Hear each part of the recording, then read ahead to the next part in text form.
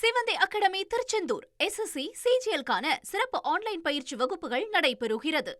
பங்களிப்பு ஓய்வூதிய திட்டத்திலிருந்து அரசு ஊழியர்களுக்கு இடைக்கால நிவாரணம் வழங்குறதுக்கான அதிகாரப்பூர்வ அரசாணையை தமிழக அரசு வெளியிட்டிருக்கு.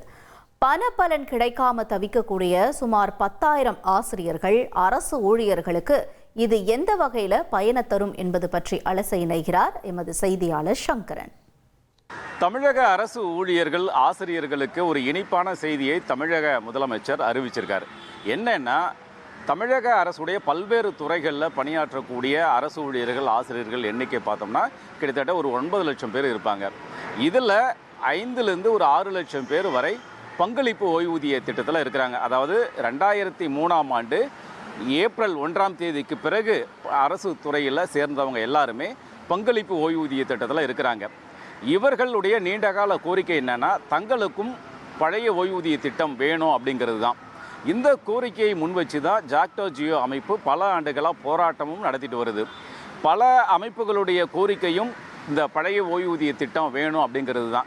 ஏன்னா பழைய ஓய்வூதிய திட்டத்தில் தான் அதிகமான பலன்கள் இருக்குது. இந்த கான்ட்ரிபியூஷன் பென்ஷன் ஸ்கீமில் சரியாக பலன்கள் கிடையாது, அது எங்களுக்கு வேண்டாம் அப்படிங்கிறது அவங்களுடைய நீண்ட நாட்களுடைய ஒரு குரலாக இருந்தது. இந்த நிலையில் தேர்தலுக்கு முன்னாடி சரியாக சொல்லணும்னா கடந்த ஜனவரி மாதம் 3ஆம் தேதி அப்போதைய முதலமைச்சர் திரு ஸ்டாலின் அவர்கள் டாப்ஸ் என்று சொல்லக்கூடிய தமிழ்நாடு அஷ்யூர்டு பென்ஷன் ஸ்கீம் அப்படின்ற ஒரு உறுதியளிக்கப்பட்ட ஒரு ஓய்வூதிய திட்டத்தை அறிவித்தார். ஆனாலும் கூட அந்த திட்டம் செயல்பாட்டுக்கு வரலை. இந்த நிலையில் ஆட்சி மாற்றம் ஏற்பட்டு தமிழக முதலமைச்சராக விஜய் பதவியேற்று இருக்கிறார். அவரை தலைமைச் செயலகத்தில் சந்தித்து வாழ்த்துக்களை தெரிவித்தப்போ ஜாக்டோ ஜியோ நிர்வாகிகள்லாம் இந்த பழைய ஓய்வூதிய திட்டத்தை அமல்படுத்தணும் அப்படின்னு வலியுறுத்தி இருந்தாங்க. அது மட்டும் இல்லாமல் தமிழக வெற்றி கழக தேர்தல் அறிக்கையிலும் நாங்கள் பழைய ஓய்வூதிய திட்டத்தை அமல்படுத்துவோம் அப்படின்னு ஒரு வாக்குறுதி கொடுத்துருந்தாங்க. இப்படிப்பட்ட ஒரு சூழலில் அந்த ஓய்வூதிய திட்டம் என்ன ஆச்சு, என்ன வரும் அப்படிங்கிற ஒரு எதிர்பார்ப்பில் அரசு ஊழியர்களும் ஆசிரியர்களும் இருந்த நிலையில் தமிழக அரசு தற்போது அந்த ஓய்வூதிய திட்டத்தில் ஒரு முக்கியமான ஒரு அறிவிப்பை வெளியிட்டிருக்கு. என்னென்னா, இந்த டாப்ஸ் அந்த திட்டத்தில் இறுதி அந்த விதிமுறைகள் எல்லாம் வகுக்கும் வரை ஒரு தற்காலிகமாக இடைக்கால நிவாரணம் வழங்குவது அப்படி என்ற ஒரு அறிவிப்பை தமிழக அரசு வெளியிட்டிருக்கு. அதன் அடிப்படையில் கடந்த ஜனவரி 1/1/2026 தேதியிலிருந்து இந்த உறுதியளிக்கப்பட்ட ஓய்வூதிய திட்டம் அமலுக்கு வருகிறது அப்படின்னு ஒரு அரசாணை மூலமாக தெரிவிக்கப்பட்டிருக்கு. அந்த அரசாணையில் இந்த இடைக்கால நிவாரணம் பற்றி பல தகவல்கள் சொல்லப்பட்டிருக்கு.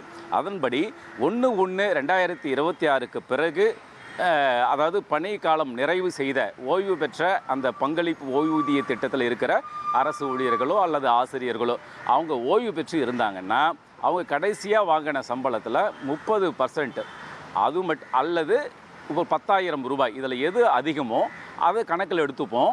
ப்ளஸ் 60 விழுக்காடு DA ரெண்டையுமே சேர்த்து இடைக்கால நிவாரணமாக அவங்களுக்கு கொடுப்போம் அப்படின்ற ஒரு முக்கியமான ஒரு அறிவிப்பை தமிழக அரசு வெளியிட்டிருக்கு. இதற்கான அரசாணையும் வெளியாகியிருக்கு. அது மட்டும் இல்லாமல் பணிக்காலத்தில் இந்த ஜனவரி 1/1/2026க்கு பிறகு பணிக்காலத்தில் அரசு ஊழியர்களோ ஆசிரியர்களோ இந்த CPS திட்டத்தில் இருந்தவங்க யாராவது இறந்திருந்தால் அவருடைய குடும்ப வாரிசுகளுக்கும் இந்த இடைக்கால நிவாரணம் பொருந்தும் அப்படிங்கிறதும் குறிப்பிடத்தக்கது.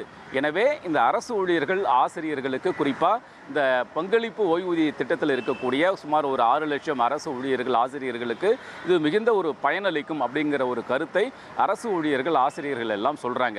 தமிழ்நாடு பட்டதாரி ஆசிரியர் கூட்டமைப்பினுடைய பொதுச் செயலாளர் பேட்ரிக் ரைமாண்டும் அரசுடைய இந்த அறிவிப்பை வரவேற்றிருக்கிறாரு. மேலும் பல்வேறு அமைப்புகளும் இந்த முதல்வருடைய இந்த அறிவிப்புக்கு வரவேற்பும் மகிழ்ச்சியும் தெரிவிச்சிருக்கிறாங்க.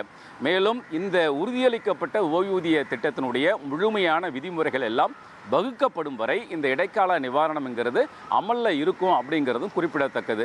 அந்த முழுமையான விதிமுறைகள் வரும்போது தான் இந்த ஓய்வூதிய திட்டத்தில் எந்த அளவிற்கு மற்ற விவகாரங்கள்லாம், எந்த முன்னெடுப்புகள்லாம் நடக்கும் அப்படிங்கிறதும் தெரிய வரும்.